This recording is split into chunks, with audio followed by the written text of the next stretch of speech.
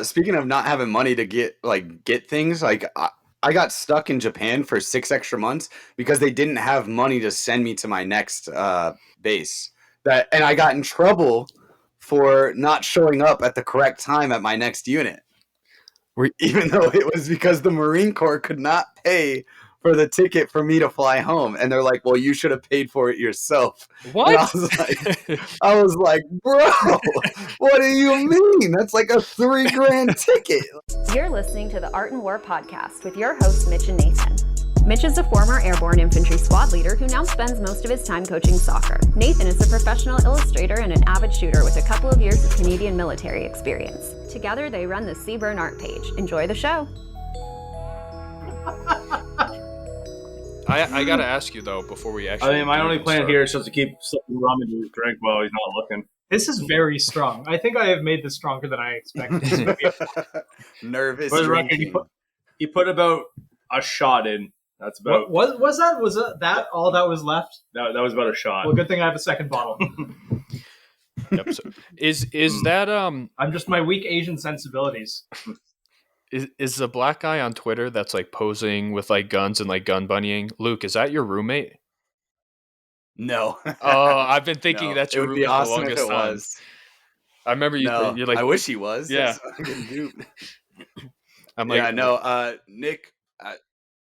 Nick. No, that's not him. But that guy's dope. I love his shit's fucking hilarious. dude, I always thought it was your roommate, so I was just like, fuck yeah. I have no idea. The who whole we're house talking is about. getting involved in now. Basically, there's this black dude on Twitter. He's the one. Go ahead. Oh, Yeah. I was gonna say. I think I'm lagging. Yeah, I think you are too. I can hear you. You don't seem like you're lagging. No. Okay. I think. Well, maybe you're lagging then because they seem to hear me just fine. Oh shit. Am I lagging? He's dying. On the topic of people, no, we can hear you fine. I think it's just you two. You two are having the issue. Yeah. No. Yeah, because I can't. I can't see the Canadians chatting now. Let me. Great. What? Professional podcast, still better than biting the bullet at least. So Mitch, unfuck your internet. I don't know. Professional podcast, like $12,000 worth of recording gear between the three of us. Just Oh, I should have asked. Did you want me just to be like myself, or did you want to be like, oh yeah, guys, eh? how's the booth that? That's already what you Oh, you sound like. posers. Real Canadian about it. All right. Let me. Yeah, it's actually a fair point. I'll take that L. Okay. I take that as a W. I just disconnected everything from my internet because. I hear you just fine now. Oh, we sound good? We're good? Yeah, you sound fine. All right, dope. Turn off your porno. Yeah. All right. All right, so we actually need a lead-in that isn't fucking terrible. Yeah, Canadian military. What's wrong with the black guy on Twitter with gun buddies? So What military? yeah, so well, we can do like a little introduction as to all who we are. I guess we can just start with intros. We could go like literally in order. So I don't know if it's the same on my screen as mine is, but it goes like Nathan, Isaac, Luke, me. Nathan, Cool. Yep. what's up? Oh, shit, so me first? Yeah, Yes, you. The fuck am I supposed to say? talk about your Hi, Canadian military experience. Hi, I'm Illustration Nathan. Oh, We don't Fuck. care who you are. Yeah, we just don't wanna give a know fuck. that part. oh, yeah. No, I spent 2 years in like the. I was about to say the name of the unit, and that's bad. I probably shouldn't do that. Just like, I remember the acronym from them. oh my god. Ugh. I'll tell you what, we're not recording. Yeah. I spent, 3 years, getting off a bus and on a bus in a infantry unit, and it was fun. Don't have a lot of good memories from that time, but I kind of miss it. That's about as far as it goes. I mean, I'm part deaf now, and I got knee and hip problems. Oh yeah. But that's it. I didn't do anything cool or fun. I didn't do any of the cool guy shit. It was pretty part time, pretty nothing. Now I draw people, and See, this is why we made you go first. You got Yes. you got My like the turn. least experience out of all of us, and now we're about to have you upstaged by this badass like Navy warship commander. XO, sorry. Go ahead, Isaac. yeah. So I'm Isaac, Royal Canadian Navy. I'm officer, lieutenant type. So I started off actually as a naval reservist. My initial plan was actually go be a pilot. That never came to fruition. But so I started off the reserve, did that for a bit on the patrol boats. Then I up tiered to a tanker. Fun fact, that tanker was over 40 years old when I joined it. And if you looked at it the wrong way, it was probably going to break. But I love that ship so much. Now it's gone. After that, I went over to the frigates, which in Canada are actually our only warships. And a little later, I'll kind of talk about the state of our Navy right now. And then after that, went ashore for a bit, served on our other tanker, which is kind of a weird mix of a civilian military crew, kind of like the U.S. Naval Auxiliary there. And then found myself back on a patrol boat as the executive officer there. So that's my career. I've been all over the world. I've been a boarding party officer for most of my career, so I can talk a little bit about that. And yeah, happy to be on the show. Cool. My name's Luke. I'm the host of Biting the Bullet, and I was in the Marine Corps for 4 years. I was a radio operator and got out as a sergeant, E5 for all of those that have different rank structures. Yeah, I didn't do a whole lot. Like I said, just a radio operator, fucking battery operated grunt. I was with some engineer support battalions, an ARTI unit, basically everything that is obsolete in the Marine Corps. Worked a lot with tanks, which we don't even have anymore. Didn't do any deployments. Was stationed in Japan for 2 years. And then, well, a little over 2 years, and then 29 Palms, California. So probably the two worst places in the Marine Corps, if you ask the majority of people. And I did well in the Marine Corps. I hated every second of it. And the only cool things I did was blowing shit up with EOD. And that's basically my Marine Corps career. I think that's the general, that's probably the average Marine Corps career. You don't do shit for the majority of people. I think a lot of people drum it up to be a lot crazier than it actually is. And I think the majority of people are support battalions. They support grunts when they go to war. And right now we only have 3, maybe 4 units that are constantly on a rotation to actually go to live action deployments. So that's my history. I'm Thanks for Mitch. having me on. Oh yeah, no worries. I'm Mitch. I'm the other half of thanks, Luke. of Seaburn Art with Nathan. Most of you know me already. I'm the other co-host to the much better podcast than Biting the Bullet. I've been in the Army for going on 7 or 8 years now. Those guys are pretty. We are the superior podcast over here, Nathan. All right. Haven't released an episode yet. Still superior. Yes. No, we have more episodes. We're cooler. More clout. I just realized I put all of you guys in the ground when it comes to time in. I'm going on to 14 years. Oh yeah. Fuck. You're right, Jesus. actually. Yeah, I've been in 7 or 8. You're just making me look smarter. Yeah, in all reality, you're just the dumb one in he's this got a entire point. group. I've done nearly every job. By that metric, I think I'm the smartest, but that's a problem because I'm fucking stupid. I mean, you're definitely smarter than me. Not on a. So I'd like to just caveat that Nathan got the same amount of injury as Luke, but in half the time. Canadian military. Clinical.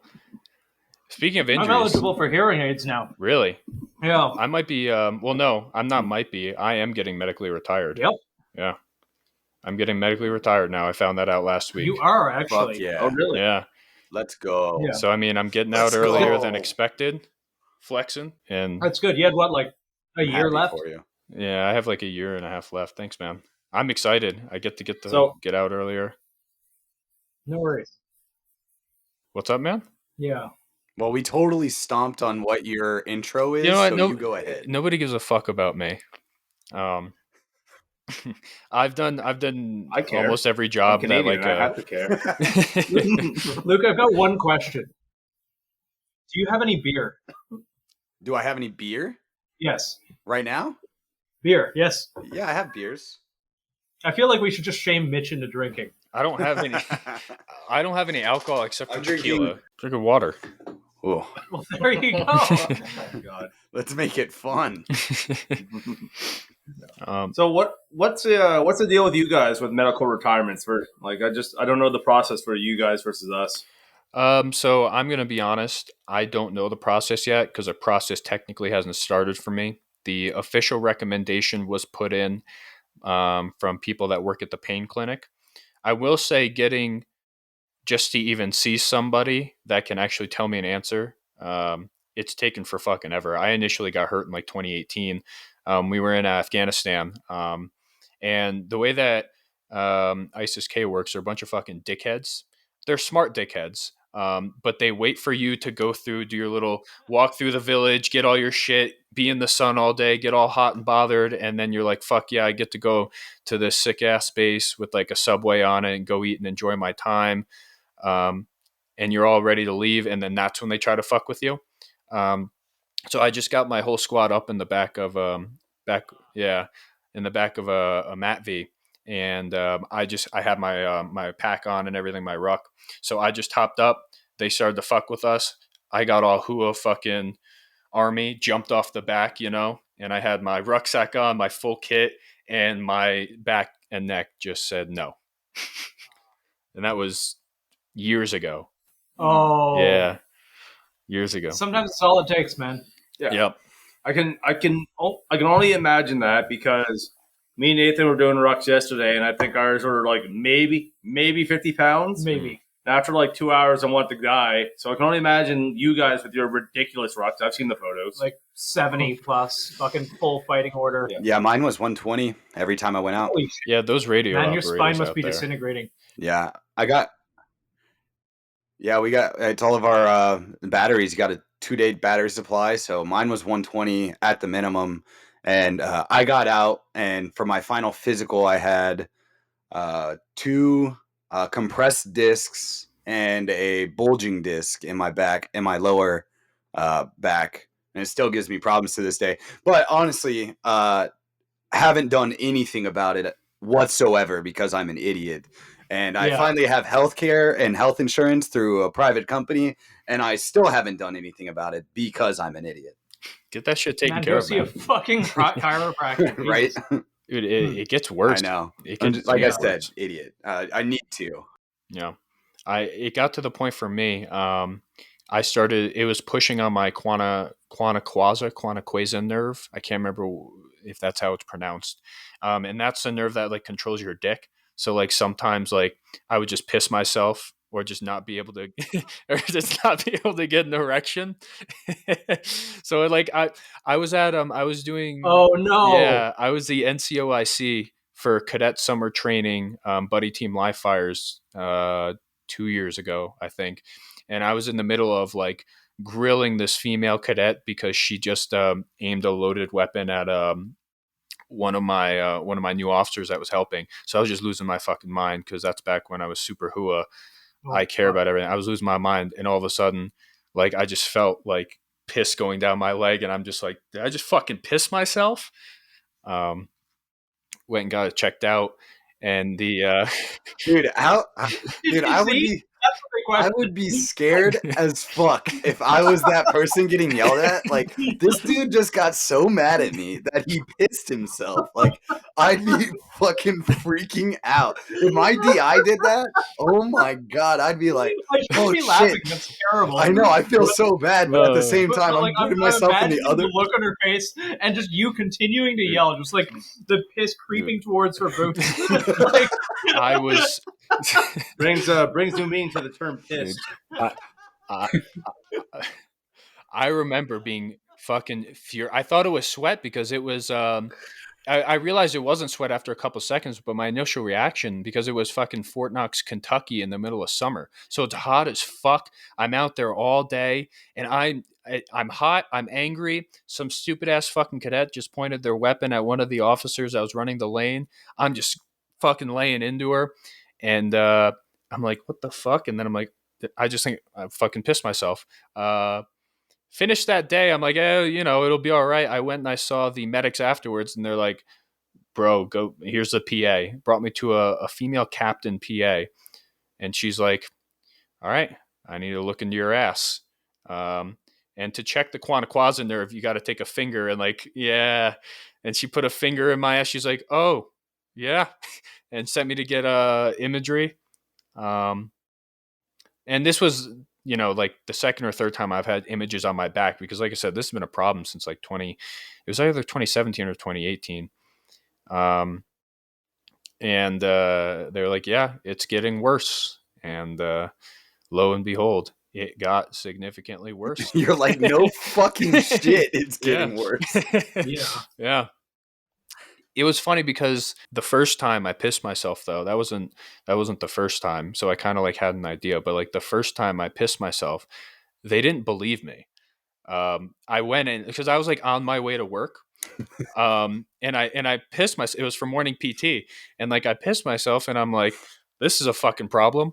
And I went right to the clinic and the PA was like, so why are you here? And I'm like, I pissed myself. She's like, okay. And I'm like, I pissed myself and didn't mean to piss myself. And she was like giving me an attitude about it, like accusing me of like not actually like, pissing myself. And I'm like, I'm in my pee pants right now. Like, I don't know what the fuck you want from me. Yeah, it was I mean, there's going to be a certain amount of like a grown man doesn't come to the medical center and be like, yeah, I just pissed myself. I want to tell everyone. It's like normally people go and hide that shit. They don't go and see medical attention. So like I would probably give it a little more thought. Yeah. I don't know. I got no shame at that point. But yeah, so after a couple of years, I mean, I think at the point when you're jacking a cadet up and you piss yourself, and hopefully you continue to jack the cadet up while pissing yourself. Yeah, I think that's the point where it's a problem. Yeah, well, it is what it is. So interesting enough, like I know from you guys, from some Americans I've talked to, it always comes up on Terminal Lance too. If you guys read that, but we kind of have similar, but also a different problem with our medical. I can't really speak to the getting out process because I haven't been a part of that myself. But normally when people go up for sick parade to get checked out for minor things, one of two things happen. Either they get kind of brushed away. Yeah, that's what happened. The kind of the typical thing. Yeah. Or what we'll see is people, the doctors, because we have civilian doctors mixed in with our military ones, and you'll see them write chits out to what they want because they don't know or they don't care. So in one example, we had a sailor, they went up and they're like, I can't deploy because of this, financial issues, whatever. And went to medical, got a chit written up that said, unfit sea, unfit alongside, but fit for deployment. And the question to the medical staff was like, well, how can they fucking deploy if they're not fit to be on the goddamn ship? And they're like, well, I don't know. And it's like, okay, you just clearly wrote down what she wanted because she still wanted to deploy, but she didn't want to do all the like working up process and all the work that went into deploying. So I was like, we have that problem just as much as we have the problem of them turning around people with legitimate needs. Yeah. Drink more water. Well, yeah. I mean, the joke in the Marine Corps is, here's some Tylenol and change your socks. Like, it could be like with. So I had a problem with my. Yeah, exactly. But I had a problem with my my ankles. A whole bunch of basketball injuries growing up, and you fuck up your ankles doing anything. And I just got honestly just some bitch ass ankles, dude. Like they're so bad. And I sprained it really bad on a ruck that we were doing. 120 pounds of gear, and you catch the wrong way. Yeah, you catch a 2-inch rock, and you just whoop. And my thing was, it was the size of a softball, and it was black and blue all the way down to my toes. Like it was really bad. Like I thought I tore some ligaments or something. And they were like, you're on light duty for a week. And this was like a Wednesday. So it was basically to the end of the week. And they just told me to keep it up. And like, I've been through ankle injuries my entire life. Like I know what to do. I know the basic steps, but I was like, dude, that's not a normal fucking looking ankle, man. That's not just like a sprained ankle. So I had to go through this whole fucking process. And then and after that one, because they wouldn't do any x-rays, they wouldn't do any MRIs or anything like that. So after the whole process, like for the rest of my time in Okinawa, I just try to like skirt out of like big rucks and stuff like that. And it kind of worked out because I was in charge of crypto and ComSec for the battalion. So on Fridays, I would have to go down to a different base to refill all of our cryptos and securities. And that's when we would do our ruck hikes. So I'd be gone at like 3 o'clock in the morning and carrying all this secret gear down to a different base and bringing it back up, and I wouldn't do it anymore. But my ankles were so fucked that by the end of it, like when I got back to the States, I was like, I'm going straight to, thankfully in 29 Palms, there's an actual medical like hospital in 29 Palms. So I went straight there and got, like a light duty chit basically for the rest of my time, saying like, hey, this guy's not doing rucks, or he's not carrying a certain amount of weight on his pack if it's not for deployments or anything else like that. I knew if I was going to go on a deployment, like I'm going to fucking do everything. Obviously I wanted to deploy at that point in time. But I was like, if I'm not doing workups or anything like that, I'm not going and fucking tearing up my ankles because they're already so bad. And it's probably one of the other things that often never really recovers entirely. Yeah, exactly. And you just have to constantly ice them and throw them in ice baths and heating pads constantly. But like both, and it ended up happening to both of them. But they were literally, my whole foot was black and blue just because of all the seepage from the swelling around my ankle just draining into my foot. It was really bad. And they just literally tie your shoes tighter. Here's a light duty chip for the rest of the week. And here's some Tylenol for the pain. I was like, God. What the fuck? Yeah. Every stereotype. Yeah. That initial like medical help that you receive is always the fucking worst, because they just brush you off as either you're faking it, you're a pussy, or you're just trying to get out of duty, or a combination of any of them. There's like, you're just get fucked, my initial back injury, they're like, oh, it's a muscle thing.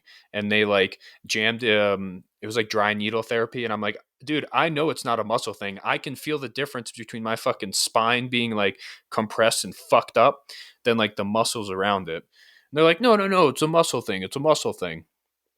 Imaging. I had to go through so many different processes just to get images taken. And they finally did. And they're like, oh, we fucked up. And I'm like, I could have fucking told you that. I don't have a medical degree and neither do you, but somehow you're holding this fucking position to where you can dictate what medical treatment that I receive, It's fucking stupid. Yeah, and the problem with that is like they're like you can't like hold them accountable for that either. That's like the real big problem is like they fucked it up for so long, and then you can't go back and hold them accountable for fucking it up even though you told them that that's not the problem. Yeah. Yeah.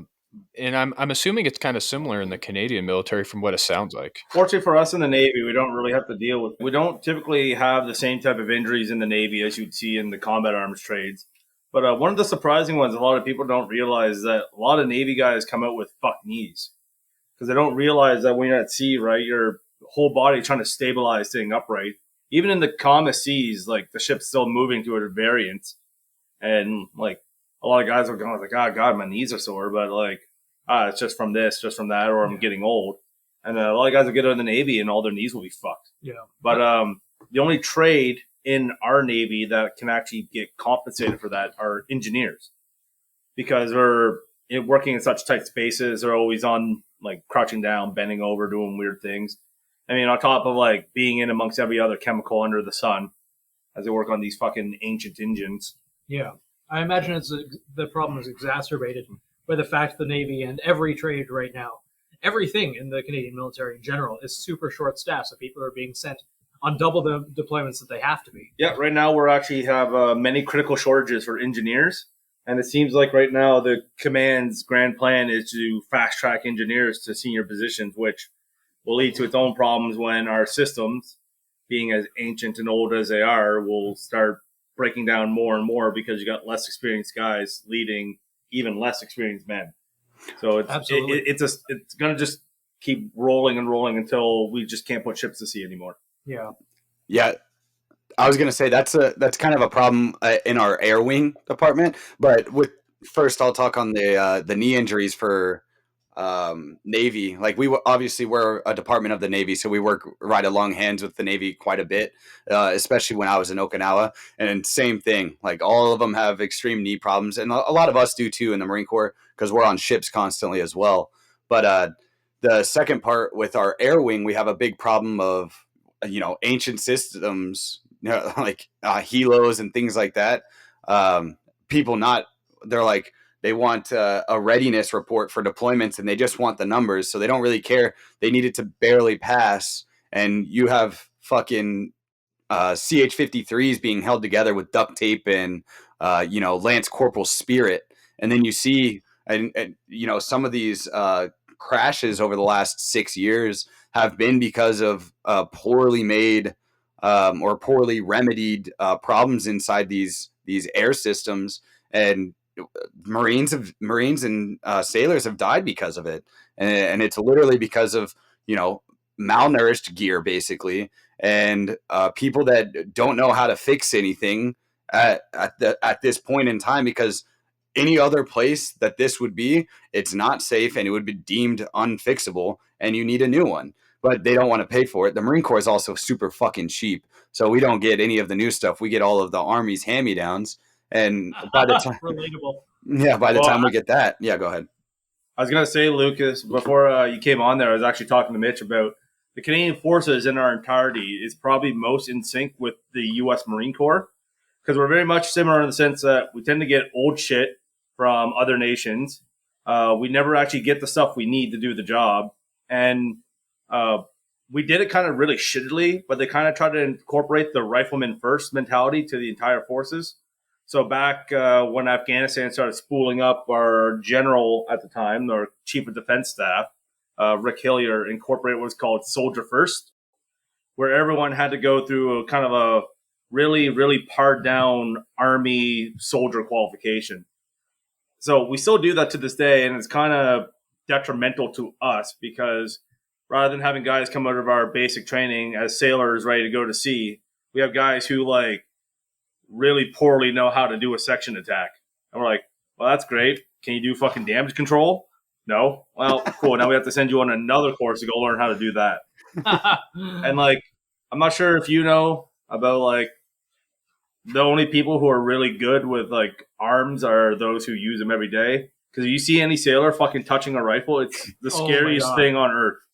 And Nathan's seen me shoot. He knows I know how to shoot. Yeah, because he likes to. He betters himself in spare time. He's my range buddy generally. And I do a lot. And spending the time with the boarding party where we actually get kind of the competent skill at arms. And then we go and have the naval communicator out there with the rifle, and holy shit. So on the Preserver, about 10 feet away, we were shooting with our MP5s, and someone almost hit the combing on the deck with an MP5 from 10 feet. Jesus Christ. And I was because I was looking at the target, and there was a bullet about 2 inches above the combing. I'm like, how the fuck did you miss that bad with an MP5? You can just point and it'll go where you want it to. Yeah. So that's our skill of arms with the Canadian Forces right now. Jesus Christ. Do you guys still get MP5s? No, they discontinued them, and we got C8s now, or the American M4. Yeah. I mean, it's kind of similar just throughout the entire, I would say the entire U.S. military. I can only speak for the Army, but I'm going to assume the Army is pretty similar to the rest of the military. Even me, I'm an infantryman. I was an airborne infantryman at some point. So that next tier up, not special forces, not special operations, but that tier below, that airborne tier, and then just regular line unit.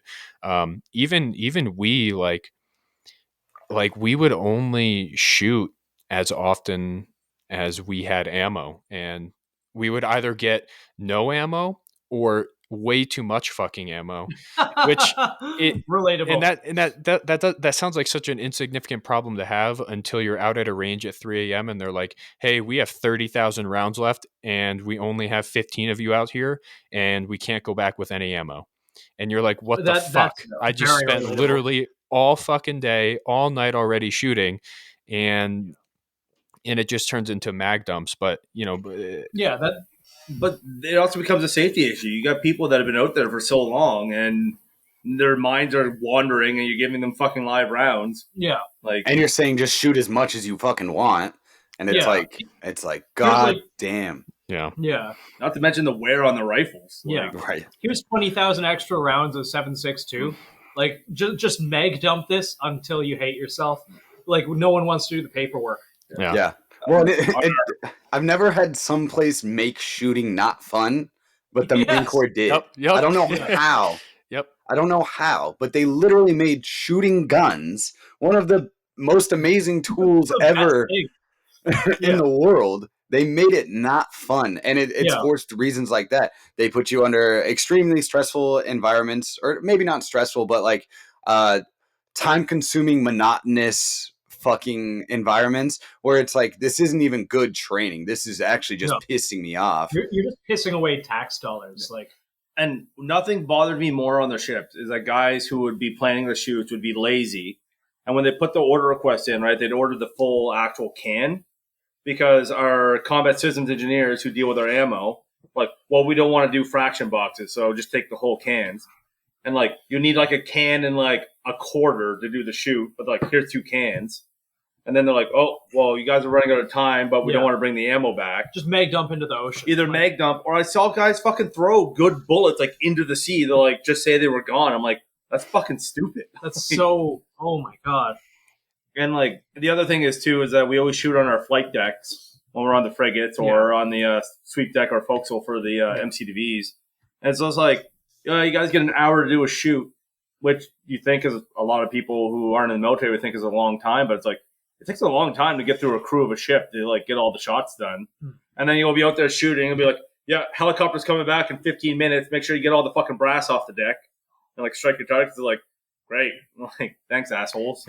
Well, even as like an NCO now, where I'm kind of able to control some aspects, like what we do at a range, like I can make it fun and valuable.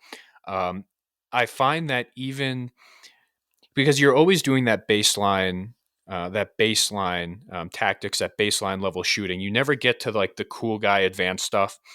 So when I finally had an opportunity as an NCO, I'm like, hey, like I fucking hated doing the same stupid ass fucking turn and shoots, the same stupid ass ready ups. I'm going to change it. I found that the incompetency from a couple people in the unit would make it nearly impossible to do it safely. So you're like, you want to do better training and you want to do it, but you have fucking retards that just have been getting pushed through the entire, their entire military career, and they're just a fucking cancer, and you can't even do the better training that you want to do and that you're able to do and that 95% of the rest of the people there are able to do because they're just so fucking stupid. Yeah. Fucking absolutely. Yeah. And I think that is universal through all militaries, are the scrubs that just somehow keep getting promoted, or rather than actually properly dealing with them, they'll just promote them out. Absolutely. And hope the next level will take care of it. Yeah. And I've heard from our schools where basic training, where what I always thought was that is where you deal with your bad people and make sure they don't make it any further. They're like, their chains of command will deal with it. It's like, no, you guys are the ones who are supposed to be weeding these people out so they're not an actual threat to our military. Yeah. But no. And then I find that it hurts the morale too when you have people who are actually good at their jobs, all this, and like Joe Blow can't fucking hold his rifle properly. Yeah. Like, he lasers everyone on range. He gets promoted to like the next rank before you do, or gets the next course before you do. Yeah. There's a lot of that. Yeah. I think so we talked about boot camps a couple times on our show, but it's like, when I was going, you hear it's the Marine Corps. It's the best fucking military branch in the history of the world kind of deal, And so it's like, oh, it's got to be really fucking hard to join. Like, it's going to be hard to get through boot camp. And I was I was a pretty good athletic person in high school, played basketball, football, all that fun stuff. And boot camp physically was easy. Mentally, it was pretty easy for me as well. Like it wasn't anything crazy. There was times where you turn your brain off, you go. Yeah. If you can compartmentalize that, then you're fine. But the problem was, it was like there's people that literally shouldn't be anywhere near any military branch at all. And they're doing the same things right alongside you, and they get the EGA, our Eagle, Globe, and Anchors that are so coveted and shit. they get the same thing as you at the end of boot camp just because they basically barely made it through. And it's like, fuck, dude, this is like, why did I go through all this bullshit to when I could have just like sat out and not really done anything and gotten the same thing? And that's what, and then they breed that incompetence through the entire thing. And that's how people get promoted, by just staying in. And then they become positions of power, and then they do the same things. They barely work, but they get by. It's like welfare. That's why Typo, my co-host, Set a he was fucking like, fire. yeah, he set a fucking fire, and it was beautiful. And he was like, the military is welfare for conservatives. And it's fucking true. Yeah. You do the bare minimum work, and you get everything that everybody else did. No, 100%. Especially as retention is so bad right now. Yeah. They're holding on to every just like piece of shit idiot that should not like be trusted. So, actually, I'm going to touch on that, Nathan, for retention. I'm glad you brought it up. Yeah. So that's a big thing right now. I was talking earlier to one of my other buddies about retention in the military. Yeah. And so during the like COVID pandemic up here in Canada, where jobs became scarce and all that stuff, right? We had a couple initiatives happen to try to like, hey, there's a great time to boost recruitment because, hey, people don't have jobs.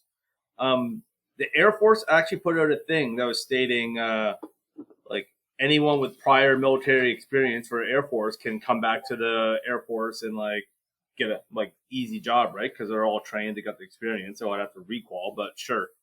And what I was told was to get like a fraction of the pilots they thought they were actually going to get back, and which is bad for them because they're critically short on pilots. Yeah. For us, so our Commodore was talking to us a couple days ago to the command teams, and he was someone brought up the point of retention. Like, are we doing anything to kind of like help retention, keep guys in, keep them motivated? And the answer was pretty lackluster. It's like, well, the people leaving the forces are within the norms, like the historical norms for people leaving.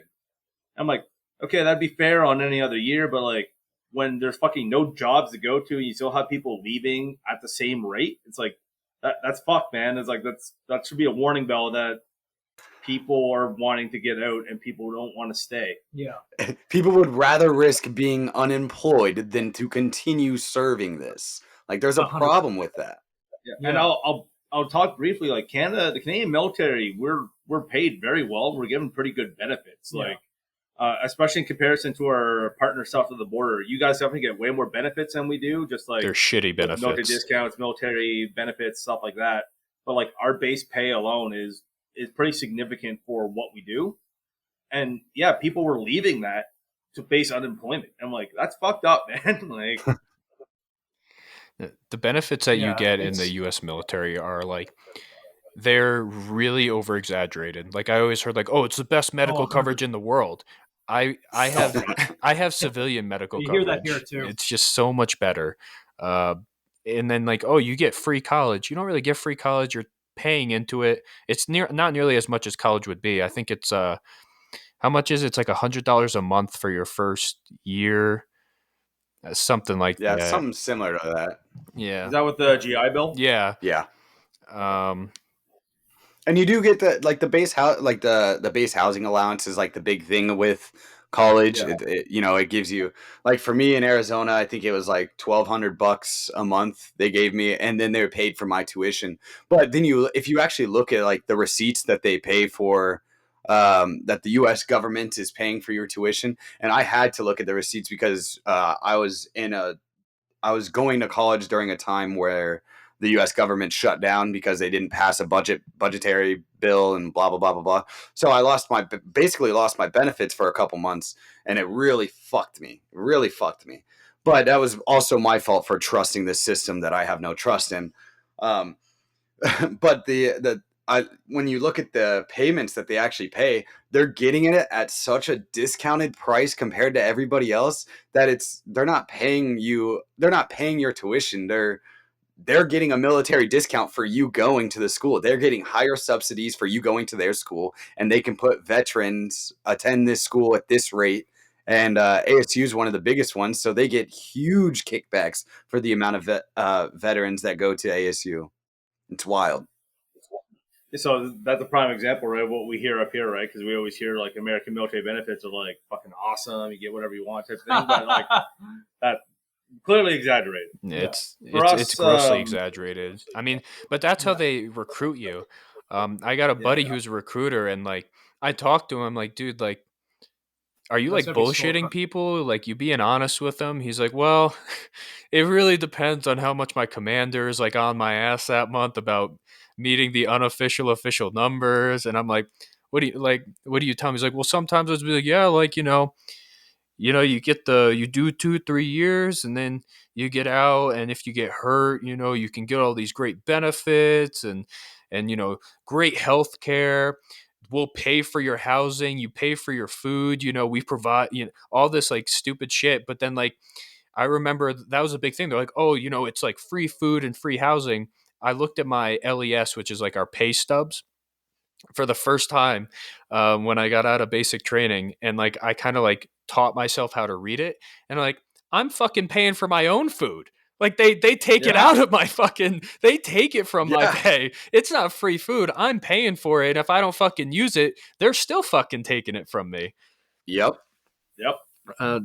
That's how they fucking get you, man. It's sneaky little fucks. I remember the biggest shell shock I had when we were down in the Caribbean a while ago now. I did a cross haul, so I went over to a U.S. Coast Guard ship for a couple nights. And the thing that blew my fucking mind was that they had to pay for their own meals. What? On U.S. Navy ships and Coast Guard ships, they have to pay for their own meals. What the fuck? They reimburse you. And it's a whole pain in the dick system. So it's like what's that called when you go on like a company trip, and per diem, that's what it's called. So you get per diem, and it's like you go somewhere and you're rated, depending on where you're at, a certain amount of dollars per day. And a lot of times it's more than what you're getting paid normally. So you're not paying for your food allowances. So a lot of people loved to go outside and get per diem, but the problem is like, right, but the problem is like, yo, if you're a fucking E3 that doesn't make shit, and you don't really, and then you have to pay for every meal, or like sometimes we would have to pay for, like when I worked with EOD, we had to pay for our hotels, and the EOD guys make good money. They have a very specific job and they get paid pretty justly for that, if for military standards at least. And but like for me, I was a little E3, E4 radio operator. I didn't get paid shit. So like when I'd had to fund a credit, like use my credit card for a 7-day hotel in Guam, I was like, yo, what the fuck, man? Like, I don't know how I'm going to pay this off. And then eventually you get it back as long as you did all your paperwork perfectly to the T and it doesn't get kicked back for 6 months. And you're still... Don't get me started on clerks. Yeah, dude. S1. That's our admin. $2,500. Oh yeah. Yeah, but like S1, it's like our admin guys. They're absolutely horrendous. They don't know what the fuck they're doing either, and I don't even blame half of them for majority of it. But other times it's just straight incompetency and a whole bunch of red tape bullshit. Yeah. Well, when we had the Coast Guard guys coming on our ship for on that same crosshaul, their minds were blown. They're like, "You guys don't pay for your meals?" So everyone looked at them like they were stupid. Like, well, do you?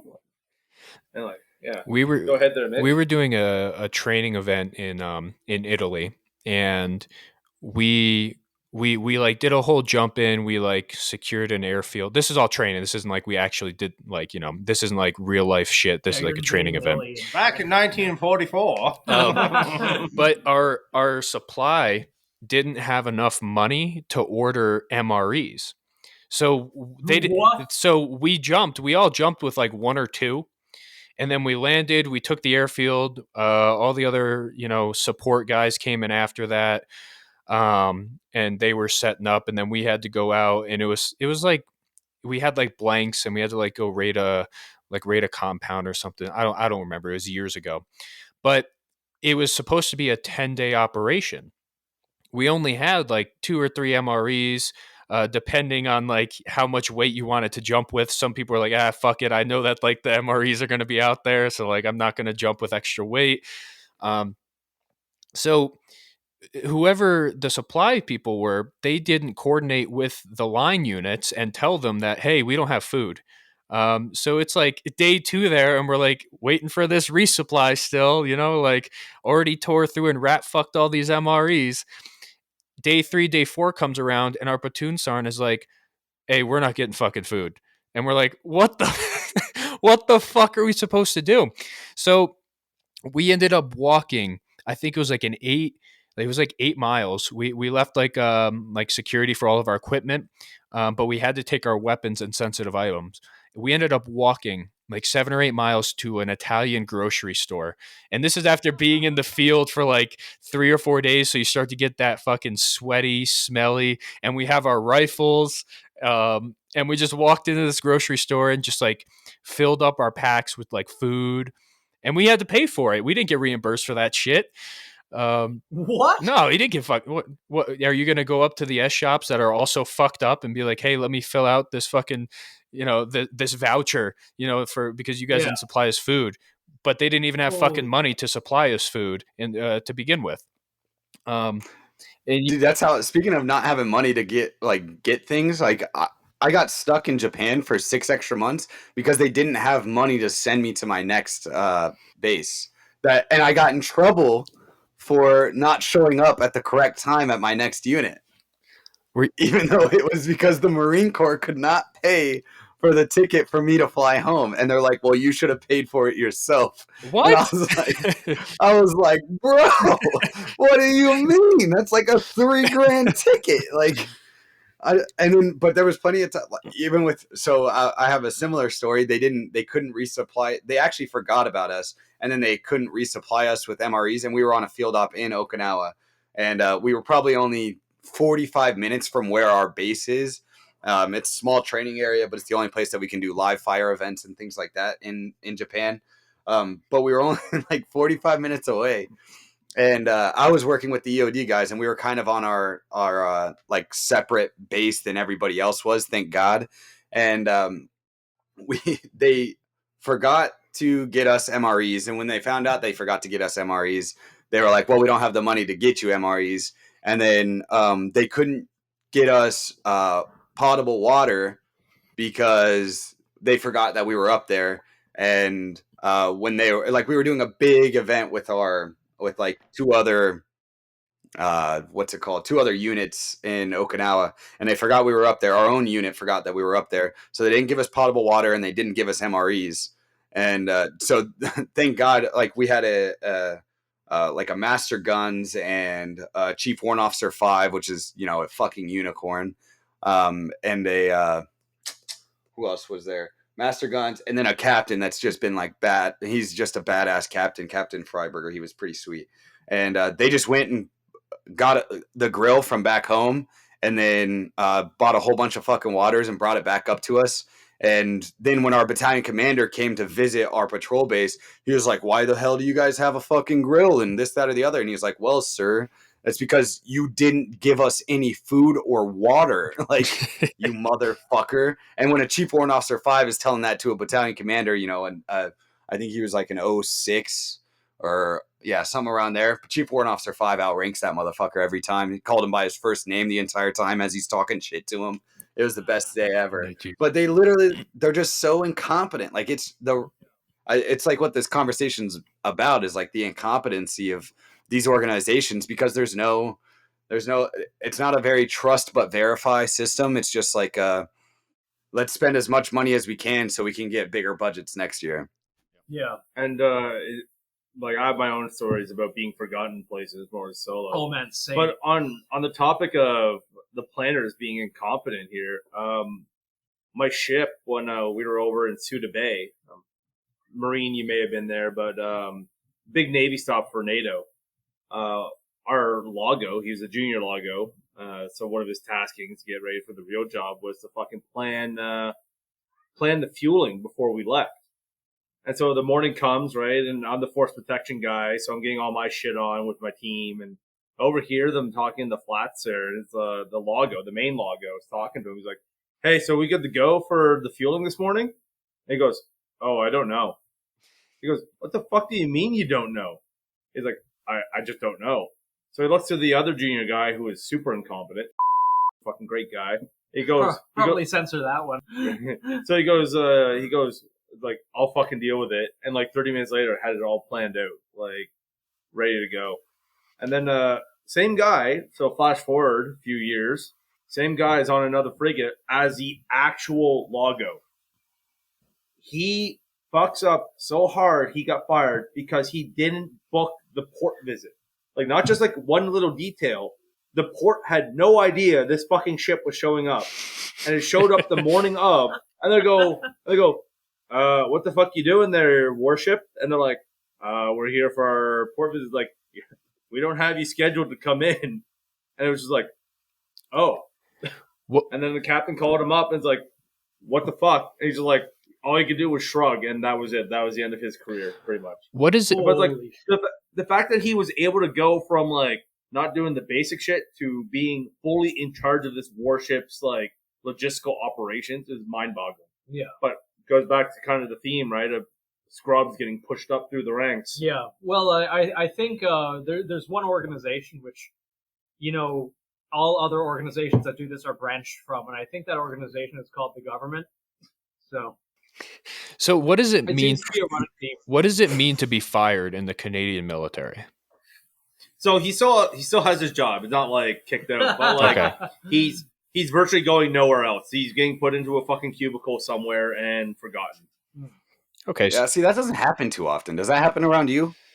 No, it doesn't happen around me either. Like, even if you really fuck up, like, you could be a shitbag, nobody in the unit likes you, and it's really difficult to get rid of you. Yeah. 100%. Like, really difficult. So for That's us, often the case here too. So for us in the Navy, it's actually really kind of a vanity thing. I won't lie, because one of the big things we always talk about for ship handling and seamanship is like, don't embarrass the ship. Don't do anything stupid with the ship that would make it look stupid or make the Navy look stupid. So in this case, he really made the Navy look fucking like a bunch of assholes. Yeah. So like the Navy does not take kindly to that and dealt with them appropriately. I think that's the only thing that really gets them to move on anything. Yeah. Just embarrassment. Yeah, well, I guess that's kind of true with us. Being in Japan, it was very much like we were very worried about international incidents, whether it was, fucking somebody getting a DUI off base or something like that. It's automatically an international, or getting in a fight with a local national, or so any of those things. And then you kind of still for the younger guys, you could get fucked up. Your enlisted guys, E5s and below. You get fucked up, you get NJP'd, or your whatever your punishment is, your judicial punishment is, and you're on restriction and things like that.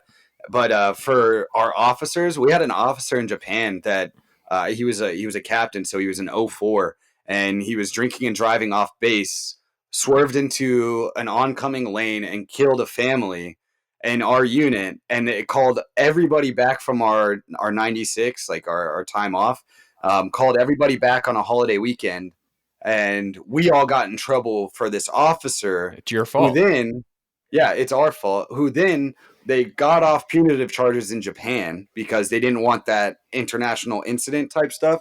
Got off punitive charges. I bet you the military and the U.S. government paid that family a shit ton of fucking money. We got in trouble, and the officer got sent back to the States and is still leading people in the United States for, whatever unit he's a part of. And I think he might have lost rank, but that's like the most that happened to him. It was insane. And we were all sitting in these fucking classes until 3 a.m. about alcoholism and drinking and driving. None of us are allowed to, E5 and below aren't allowed to drive in Japan. Like for Marines, we can't live off base. We can't do any of that stuff. We are only in the barracks, and that's all we stay. Even a lot of the married guys when they don't bring their wives out, they're there the entire time in the barracks, and none of us can have cars. And we were on such strict lockdowns but then after that, we got in trouble for this captain who has a whole different, bevy of rules that he gets to do, but we get fucked over because of them. And where I was going with it was like officers, they just like go off and get to do their own thing a lot of times, and the enlisted, we suffer for it. Universal. Yeah. And were you around, or did you hear about the officer in Japan? I think he was a Navy guy who wrote the fucking letter to the base commander about like how dare they make him live with like the junior ranks because they're all like rapists and like hooligans. And I read that, and I'm like, you're a fucking dummy, bud. Yeah. The officers, there's some cool ones. I'd be lying if I said there aren't some cool ones. Yeah, absolutely. But for the most part, they're all kind of fucking nerds on their high horse, like upset when you don't salute them. Like I heard them, they'll call each other by their first name, and we don't fucking do that. Which I don't fucking care. Call each other whatever the fuck you want. But jokingly, I walked into my XO's office one day, and he was with all of his officer buddies, like calling each other first name, bullshitting. And one of the officers who I knew outside of work a little bit, I called him by his first name, like as I was leaving. And the XO, he just got super fucking poopy about it. He's like, what did you just say, Sergeant? I'm like, what the fuck? Like, for starters, like, I've been in longer than you already, so I don't care what your rank is at this point. But yeah, I mean, being an officer in the military, you have to really, really fuck up, like in front of a lot of people to the point where they can't hide it in order for you to lose your job. Yeah. I called one of my officers 2.6 because that was his GPA when he graduated college. So every time I'd see him, I'd be like, "We're all 2.6," and he'd get mad, and I got written. He'd like threaten writing me up about it. I was kind of like the sarcastic asshole, like that's just my personality, and so I'd get away with a lot of shit like that, and I don't know how. But they couldn't really touch me. I was damn good at my job, and I made them look really fucking good. And that's basically the only way you can be untouchable as an enlisted person. But they will. But at the same time, you can be untouchable, and they will still make your life a living hell. And I made my life in the military a lot more difficult than it needed to be because I was able to do shit like that, which probably put the bad taste in my mouth that I have in it. So I'm not going to say that it's not skewed in any way, but it's just one of those things where he openly bragged about how he became an officer and he's in charge of all of us. He was our, not even our platoon. He was our company commander. And he was like, yeah, I only got a 2.6 GPA for my graduating GPA from college. And it was in like, I don't know, it was in something that we're an engineer battalion, and it wasn't in anything engineering. Like it was like English literary science or some bullshit like that. And I was like, how the fuck did you get a 2.6, you dumb motherfucker? And you're in charge of me? And and he knew it too. He was like, there was an opera major that was in charge of our company, fucking opera. And I was like, dude, what are we doing here? So being the only cultured one amongst this group, no, I get though. If you guys would have talked to me about 5 years ago, I probably would have been a lot more like salty about ranks and salutes and shit like that. But as you were a little hoo-ah a long time ago. A little bit. Now though, it's like I'm very much time and place. There's a time for someone to call me like either position or that, but like for all the other times, I don't give a shit. Like it's just added stress that people don't really need during the day. Like if I need someone to do something or it's like a fucking time of emergency, yeah, that all goes out the window and do as I say. But like we lose a lot of perspective as if you're an officer who doesn't listen to the guys, because as I'm sure both of you know, you guys are probably far more versed in your respective trades than I would ever be as an officer.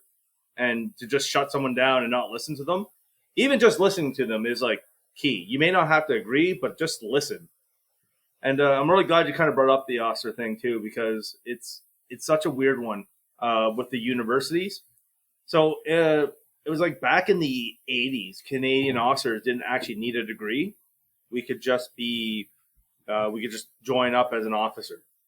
And then the Somalia incident happened. I won't go too much into detail, but it was our airborne platoon or airborne regiment over in Afghanistan. An altercation led to the death of a Somali child in a very bad way, which in turn, if you want to talk about mass punishment, led to the complete disbandment of that whole regiment, which was maybe a little over the top. It's kind of back in some variant with CSOR now. But then they decided that the way to go was officers needed to know kind of be a little more exposed to other things and a little more exposed to the culture of the country.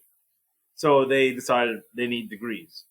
Now, the problem I had with this is that they made the Royal Military College always existed, but now you had to go to the Royal Military College or civilian university, and but the ones that go to the Royal Military College, they wanted the whole exposure to other things, exposure to the kind of the climate of the country and all that is gone because these 17-year-olds go to this college and they're brought up for 4 years in a military environment, knowing all they know is the military, and then they get sent off to their respective unit where all they still know is the military. Yeah. So this whole idea that university was going to solve this problem was made moot by RMC. And then it didn't help that on top of that, there was a real mentality from people there that was just like you are better than the NCM, you are better than the NCOs, and don't you ever let them push you around or tell you otherwise. So then you have these guys who've been officers forever that have these junior officers going up to their chiefs being like, oh, I know better than you. It's like, sit down, shut up, because you don't know what you're talking about. You read a fucking book once. Good for you. It's like you're an opera major. Shut the fuck up. Yeah. and so, like, full disclosure, I have a history major. Like, is it any good for the military? Yeah, maybe if you like tradition and stuff, which the whole ceremonial side of things, once again, time and the place, but Navy thinks it's like operational necessity. So I can hate that too. Yeah, I think that's the weird part for me is it's like I could understand you're an engineer officer and you got a degree in engineering, right? That makes sense. Like, yeah, you should be able to lead a platoon in engineering or things like that, like of that nature. But you have to rely very readily on your NCOs. That's the whole point, is you rely very heavily on your NCOs to understand military culture, because you go through officer candidate school and you go like, that's what we have, OCS, and you have the like similar things to that to get you brought up. It's the boot camp for officers, but it's literally that. Yeah, the boot camp for officers. How much did you know coming out of boot camp about military service and what it's like to be actually in the fleet and doing things? Like, you don't really understand how it works, and the idea that they teach you in boot camp is not the actual reality of what it is. It's like a glorified reality of what it is, and a lot of it's hurry up and wait, which I guess you could say is a big part of boot camp. But at the same time, the biggest problem that I usually had with officers was not listening to their NCOs, whether it was me or NCOs that were in charge of me that were actually damn good and cared about the traditions and things like that, probably to a bigger extent than the officers. And if you look at the Marine Corps tradition, we have some officers that get Medal of Honors, but if the large majority of our Medal of Honor recipients or any other high awards of valor or anything else all come from the enlisted side and are almost always E3 and below. And that's because it's inspired by amazing NCOs, like, honestly, and not amazing officers, because that's not their job. Their job is to be in the background setting things up, and the NCOs are on the ground leading charges, leading men or women. And I think that's the biggest problem I had with officers. They just didn't stay in their fucking lane. Yeah, it's really hit or miss. That's very valid though, staying in your lane, right? Because you get a lot of these guys, you give them the inch, right? They think they own a mile, with their bars on. And me being an officer myself, I'm guarantee you I was probably the same way at one point. It's been a recent like renaissance for myself and like looking at the military as a whole. And you talk about like a couple good officers, and you're absolutely right. One of my last commanding officers is probably the best guy and the best leader I've ever served under. And probably one of those guys that if he went the full way to become like head of the military, he could probably solve a lot of problems just by how he looks at things. So he has a very logical look on things while still being compassionate about stuff. So understanding that like putting ships to sea consistently does not boost morale when we're all broken and tired and like we're just like the same dudes keep going back to sea. Absolutely. So it's like, but the problem we find is that, once again, I go back to the scrubs here. is that those are the ones that keep getting pushed up, and then the good ones get so worn down and so jaded that they're like, you know what? I don't want to do this anymore. And That's the biggest. That's the biggest reason. Smart people, not smart as in like only smart people get out, but the majority of people that get out and they get out super early. Besides the ones that, because I have a couple buddies that they're like, I want to change. I want to change the Marine Corps from the inside. Like I have a lot of buddies that are like that are super intelligent, and they're like, I'm a lifer. I'm gonna try and change it. And it's like, fuck, good luck to you, buddy. Like, go ahead. That was me. Yeah. And, but a lot of them get out, and I was kind of stuck in that area too, where it's like, do I stay in and try to, like I was an E5 in 4 years. That's pretty fucking good in my MOS. And I was like, I'm obviously good at this. Honestly, my favorite part of the military was getting new Marines. Like I loved getting new Marines or an officer that was willing to learn. I loved getting a new officer that was willing to learn, about the same age as me. We can talk man to man, and I can be like, look, even in those aspects, like, sir, I don't think you should do this because of this, this, and this. And if he could, talk on it at least and push back from his perspective, that's awesome. But other times you just didn't find a lot. They were few and far between. Yeah. So I had a funny story there actually about kind of leadership. When I was working ashore at the headquarters for a little while for the Atlantic region, not just for the Navy, we were setting up a conference for a bunch of flag officers, general officers, stuff I didn't give a shit about really. And but like I was in charge of making sure we had the tables, had the supplies, all that crap. So myself and a master warrant officer, and we had 2 corporals with us. And we're like, okay, well, let's go get the tables and chairs from the supply depot. We all hop in the van, we go over, and like me and the master warrant just started loading up the van, right? Because like, fuck, there's only 4 of us, so, and like shit ton of stuff. And the 2 corporals were like taken aback, like a fucking officer touching the table. What's this? And the funny moment that really came out of it though was when we went to eat. So like we're good. Let's go grab some Burger King and we'll get back to it. And as we're eating, one of them's like, you know what I learned today, sir? Because they were Army, I'm Navy. He's like, officers are people too. I'm just like, fuck's sakes, what do your officers do to you? What are you talking about? Yeah. But it's one of those things, right, where with the Marines and Army, I assume like the officers are very kind of detached from you guys. Whereas the Navy, right, we're all stuck on the same little fucking tin box for ages, so you can't exactly be exclusive. Yeah, I barely saw my officers. Like they were around, but they never fucking talked to us. And it's even made more so on the patrol ships, where like there's only 40 some of us, and like, well, you can hang out with your 3 other officer friends, or you can actually like talk to your juniors and not want to blow your brains out by the time you're done there, because you run out of conversations real quick when you only talk to 3 other people. Yeah. I think the higher that as I've ranked up in the military, the more I've had to interact with officers, and they are so hit or miss. And I find that the ones that played sports are usually the ones that will want to listen and learn from people.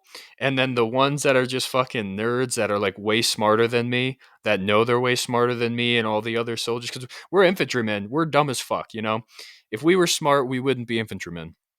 And they know that.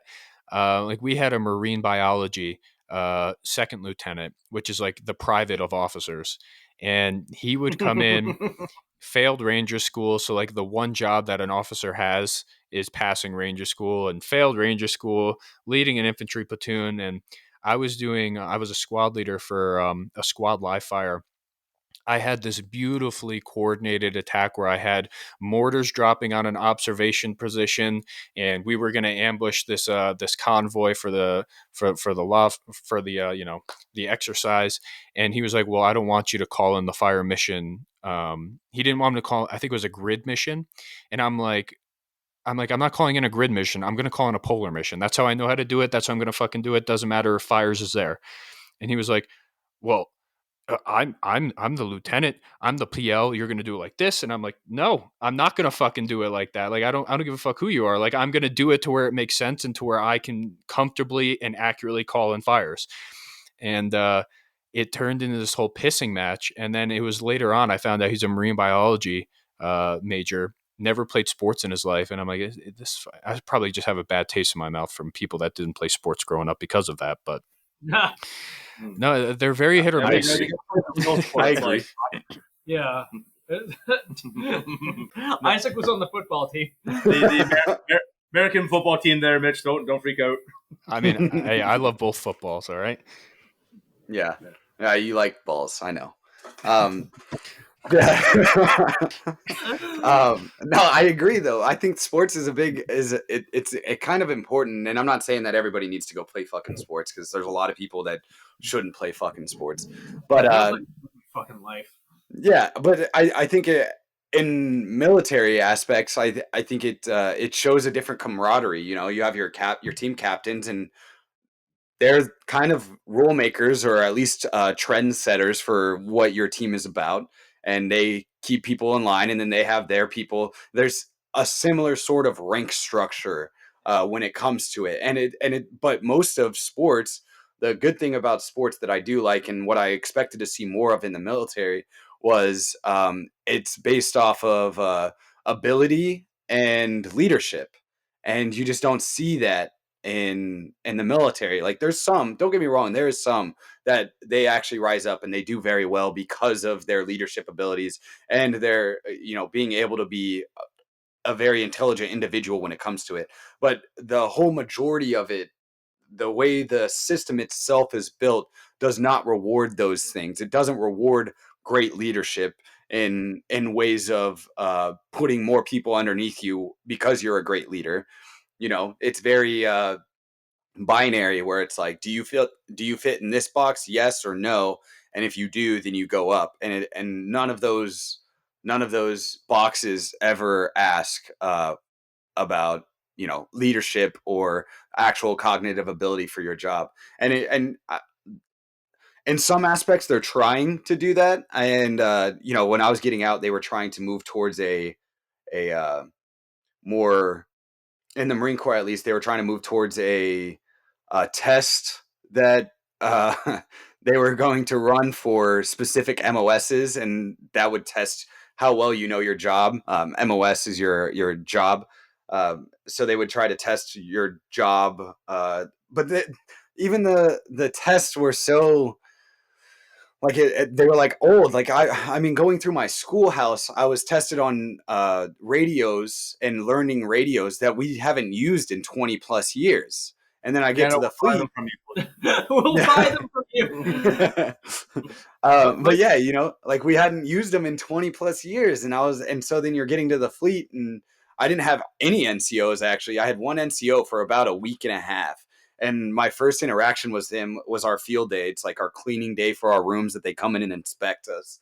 And he comes in, and he's this big black dude from Atlanta. And he's super skinny, but just super tall. And he's like, yeah, and he's just hammered off his ass. Probably had some problems that he needed to deal with from his deployment that he wanted to tell me all about and how amazing he was. And later on, I find out that this guy was actually, like, really shit at his job. But first person I meet in the fleet, and it's my corporal, and he's just drunk as shit. And the first thing he does is he starts throwing bottles of beer onto my fucking floor and cracking them open. And I'm just like, what the fuck am I in right now? Like, this is insane.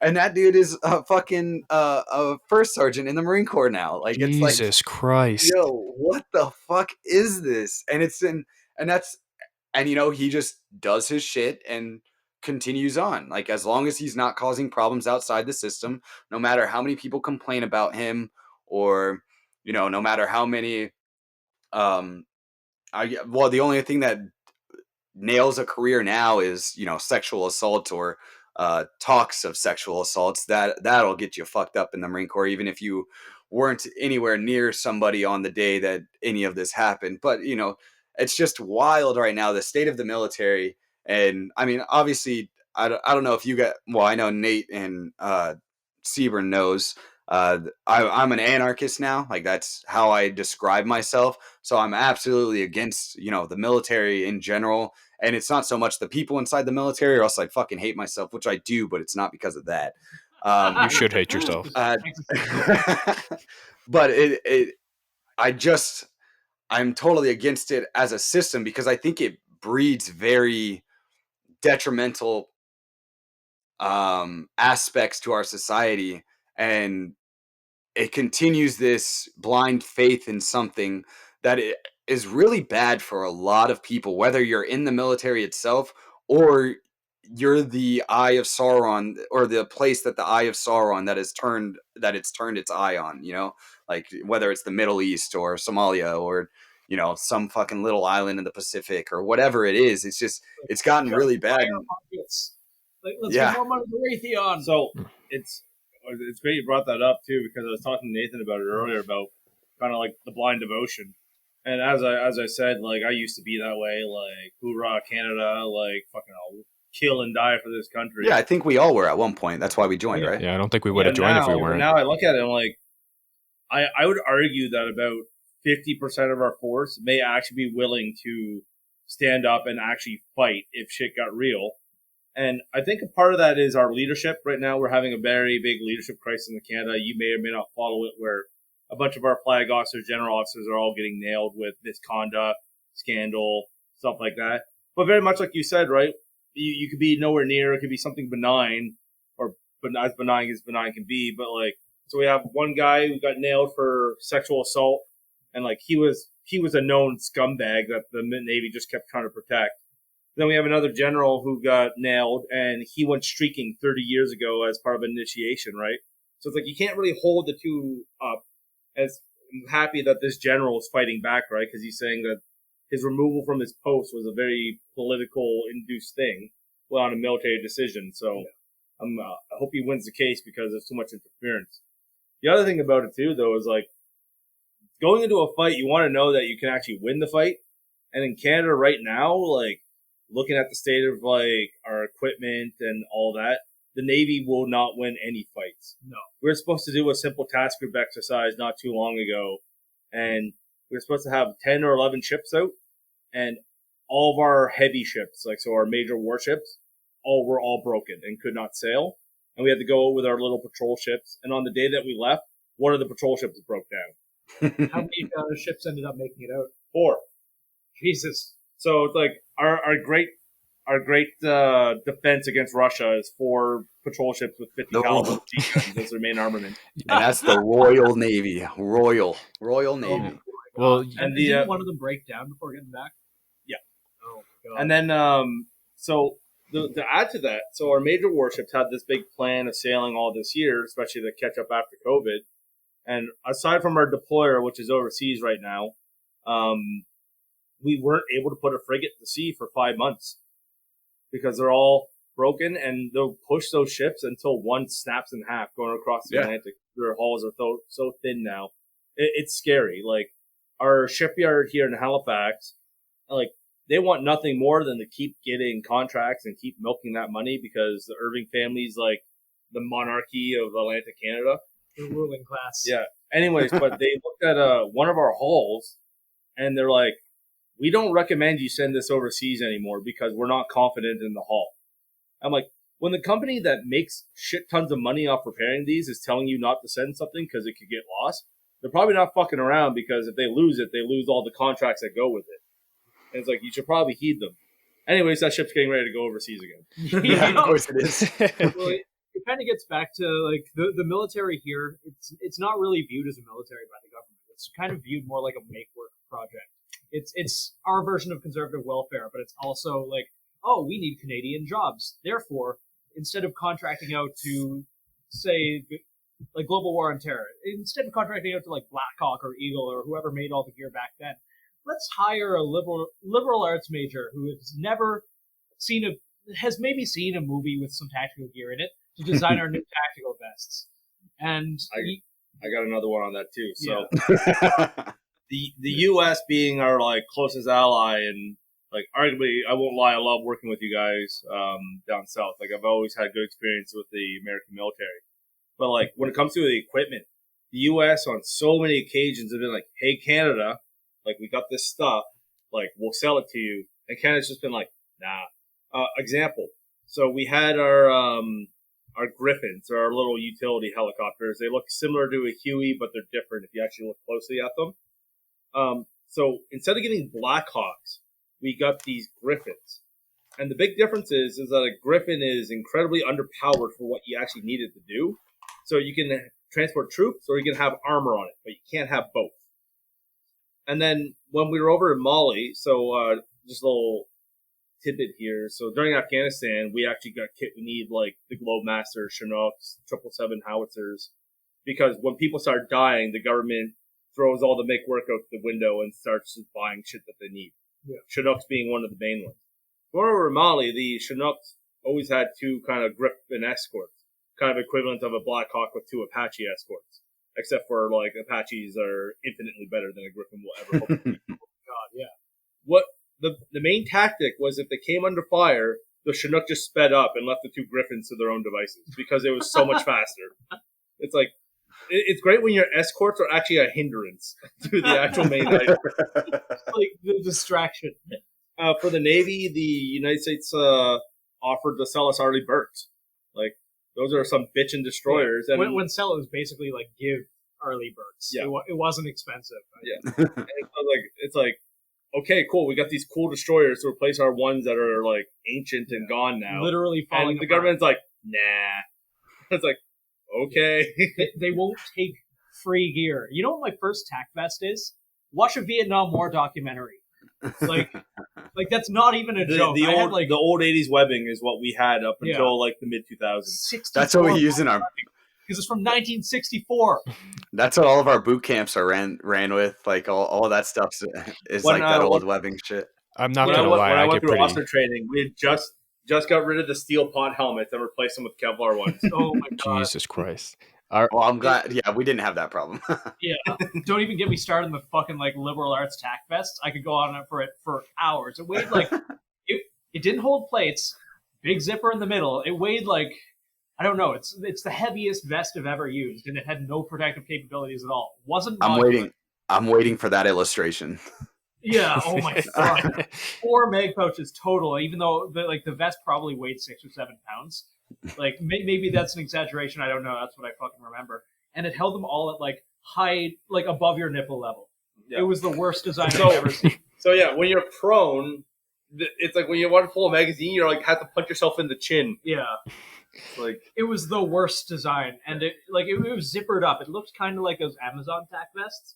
But for whatever reason, it weighed 4 times more. Yeah. Yet it still didn't hold plates. It was so fucking stupid. So I'm sure you guys are all aware that Canada has major procurement issues. Like, I think that's just a general knowledge thing. Yeah.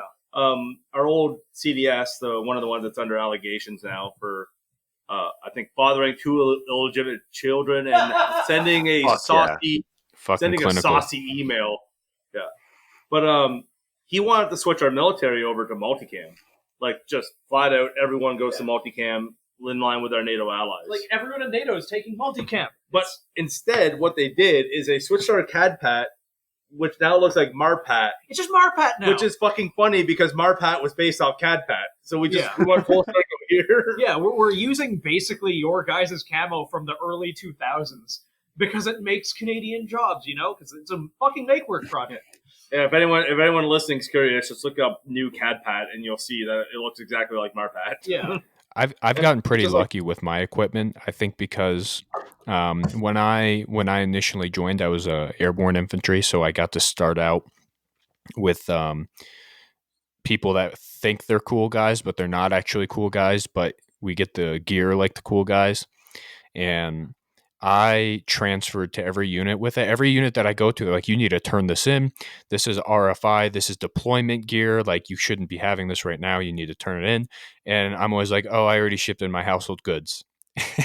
And there's not shit they can do about it. But I got like a multicam plate carrier from like 2014 when I went to Ukraine. That's awesome. I have all this like nice shit. And then I show up to these units. And this is since like 2014 or 2015 when I got issued that stuff. And I show up to these units now, like even the one I'm at, and I'm the only one at like a multicam plate carrier or even a plate carrier in general. Everybody else is in these old ass like Gen 3 bulky IOTVs where you can't even lift your arms up. And they're like even my BC and Sergeant Major were like, hey, like, Sergeant, where'd you like why are you wearing unauthorized shit? I'm like, ain't unauthorized. This is on my clothing record. The military gave this to me. I don't even have an IOTV. And some of them would get so fucking poopy that they like ask to see my clothing record because they don't believe me. They think it's like I just went out, bought my own plate carrier, which I mean, should be allowed. I should be allowed. Yeah, to do. you should be. But I would have to show them, and they would just like scrunch her face, get all poopy, and they're like, "Oh, I tried to go to CIF and ask for it, and they wouldn't even give it to me because they said I'm not deployable right now." And I'm like, "Sucks to suck, Sucks to suck, nerd." Yeah, dude. I was always in we call it frog gear, and I don't know if you guys have heard of it, but at the Marine Corps they have some really nice deployable deployed uniforms, and it's like it's basically like a dry fit shirt that's our Marpat brown, and then it's got either like our Marpat sleeves, but it's not the same material as like the cardboard that we normally wear. It's like the combat shirts. Yeah, it's the combat shirts, and they're fucking dope. God, they are so comfy. If I can find some in a thrift store around here, I would buy them in an instant and wear them everywhere. But I would wear it on field ops because I had it in because they were on. I got it for going out with EOD everywhere, and they want us to look uniform, and so I got to wear all that shit too. And so I'd wear it because it was still on basically my clothing record, and I kept it everywhere with me until I had to turn everything back in. And at my unit 311, I was with JTACs, and they get it too. So like our joint air controllers, basically joint task air controllers, they got those uniforms because they do special deployments and things like that. But I was a radio operator for them too when I got there. But all the JTACs, they're basically senior sergeants and staff sergeants, E5s and E6s. And some of like a couple of them were gunnies, and they'd get so pissed that I had this shit. And I was like, bro, I've been doing crazier shit than you for longer than you because most of them were pretty new. And and I didn't even fucking deploy. So fuck you. I'm going to wear my fucking gear. Like, this is my gear. And they just get mad because it's like a prestige thing. And I was like, yo, fuck y'all. And it's the same thing. Officers, master sergeants, they'd want the record of, hey, prove it. This is yours. And it's like, bitch, here you go. Like, I'm allowed to wear this. And yeah, it's fucking ridiculous. It sucks because those things should be our fucking standard uniform, to be honest. It's way more comfortable. They look way more professional. And the ones that we have are ratty and shitty, and they start to smell gross and they fade easy. And the deployed uniforms are way better. Yeah. Oh yeah. Absolutely.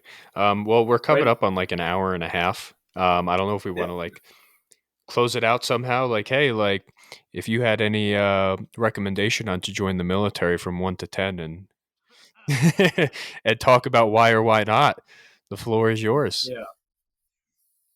Well, I'll start with this one. It's like I can still recommend the military if not for political reasons, but if you're looking for a good job with benefits, you won't go wrong with the military. However, I always recommend do the reserve first.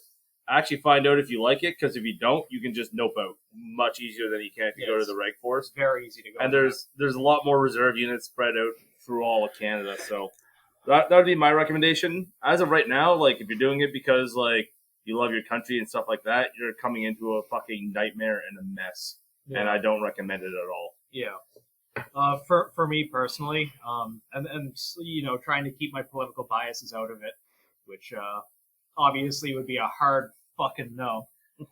I mean, it's been a hot minute since I've been in, and I kind of wised up relatively quickly, even before developing everything. Relatively quickly enough. All of my friends in the military are saying the exact same things. I don't know a single person who is happy right now. Not a single one. My good friend, I'm going to call him Jabronicus. He's with a service battalion here, and he's talking about how the retention is so bad right now. People are like they're hemorrhaging people, and because the service battalion deals with engineers and weapons techs and medics and things like that. The problem is people are leaving so fast, and most of the people who are leaving are senior. So all of the trainers have left. You have all of the new recruits coming in, and no one's there to run the courses. No one can run the classes. They're just sitting around and watching television. They can't do anything else, and this hasn't changed. Hasn't changed in almost a year now. There's a lot of reasons. Generally, I'd go with a hard no, because again, it's a branch of government. You're going to have all of the good and bad that comes with it, mostly the bad. In terms of just purely financial, I guess there's worse ways to go, but it is, in the end of the day, conservative welfare. Yeah. So politically, obviously, I would say absolutely not. I think Seaburn was one of the first people that hit us up and said, he messaged us because it was pretty early on in our show and was like, I love listening to you guys. It's pretty awesome to hear you guys. And he's like, I just don't know where I'm at, like on this scale. And then he was like, 6 months later, I'm an anarchist. The A word. Yeah. The A word. And I loved it. But it's kind of funny because he's part of what got me into it, honestly. Really? Oh, yeah, I'm an influencer now. A minute ago now. You're an influencer.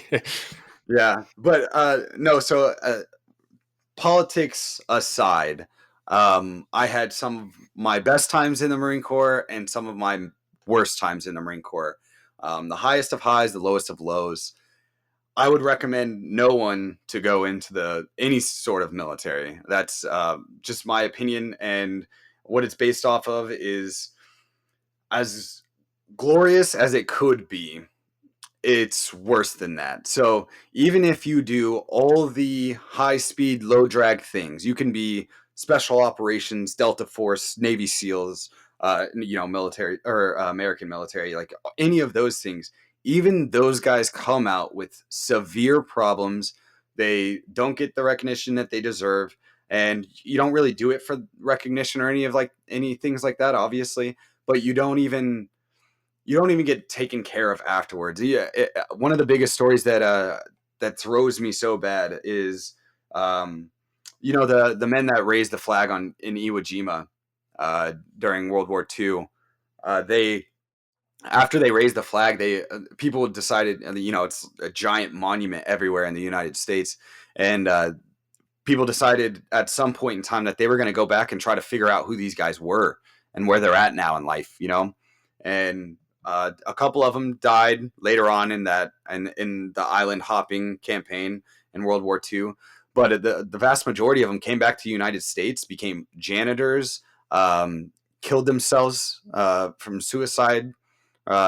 They lived out the rest of their lives and did absolutely nothing and got shit on by the United States government, and were just forgotten pieces of history that everything used to promote this war game that they played in the island hopping campaign to get more people to go and do it. And I was like, damn, even if you thought you were doing something right and correct and morally just in the world, which I think it's a very easy argument to make with World War II. I don't think that's a crazy logical jump, even for the anarchists that are here and think like I do. They were literally just used, abused, and then let down. And that's kind of how my military career went. And it doesn't let people flourish into being themselves. And that's why I just recommend nobody to ever join the military. And one of the reasons why I do my show is either to convince people to get out, and you can make a lot bigger of a difference in your communities by not being in the military, in my opinion. And then trying to get younger kids that are, in a sense, brainwashed to join and fight for their country to not do that, and see that there's other ways to better your communities and do things like that instead of being in the military. And you get way better training outside of the military if you want to be a gun bunny. Like, let's be honest. That's absolutely. And yeah, you're spot on there. It's like, it's heavily glorified and romanticized. And I'm sure combat veterans can actually talk to it better than I ever could. But like, They'll chew you up, and spit you back out, and they don't give a fuck once you're gone. Yeah, I don't know any. Just pre my current political crowd or any other crowd, I don't know any veterans that were happy with the military service. I just don't. Yeah, I kind of agree with everything everybody has said, but just something that unfortunately I have to put in there, even though I have my political views that I do or lack thereof, I never let it affect my job. And even in doing that, shouldn't. yeah, you definitely you shouldn't. You shouldn't. Whether you're a Democrat, Republican, anarchist, whatever you identify as, it's never been about that. And I was very deliberate when I started to come to the views that I have to not let that affect the people in my unit and to not let that affect my work. That it's my job, whether I have my own thoughts and views on it. It's still my job. I signed the contract saying I would do it. And I was going to do it, and I'm still going to do it until I get out. I will say that anybody that's in the military right now, typically the people that are staying in are the ones that are staying in because they're financially trapped and the military is safe. It's safe financially to stay in because you're always going to get a paycheck no matter what. Everybody else that's coming to some type of financial freedom, whether it be getting completely out of debt or not giving a fuck about their debt, they're getting out. They don't like their job. They don't like what the military is becoming. They don't like seeing the change that has happened over the last couple of years. And I'm not even talking about like the woke stuff or the female in combat units or anything like that, because I don't think a large majority of people actually legitimately care. They just have their political views which spill over into the military, which is something that you shouldn't do, as we said. But the way that the military is going right now, it is not a good organization to join because there is very little organization to it. It's That's funny. It's very, all the smart people, all the ones that you would want leading soldiers and running it, they're getting the fuck out because much like we were talking about earlier, people have this idea when they get promoted or hit a certain rank. I know as soon as I became an NCO, I was like, I'm going to change the Army. Everything that I didn't like, I'm going to change. I'm going to be different. I'm going to impact the entire military and change it for the better. I'm going to stay in forever. I realized real fucking quick, the only people that I can influence are the soldiers under me and around me. And sure, over time, that could have a very, very, very, very small impact if a couple of them end up going up and being so influenced by me, which I don't think they would be, that they, somehow can get into that political position that it takes to change the military for the better. You're not doing it. I thought I was. I'm not. I've accepted it. That's not for a lack of trying or a lack of motivation. That's just the hard reality, I think, that a lot of people are coming to. So if you're thinking about joining, I wouldn't. If you're in the military, I'm sure you want to get the fuck out. And if you don't want to get the fuck out, it has something to do with financial reasons or personal problems that the military provides that security blanket for you.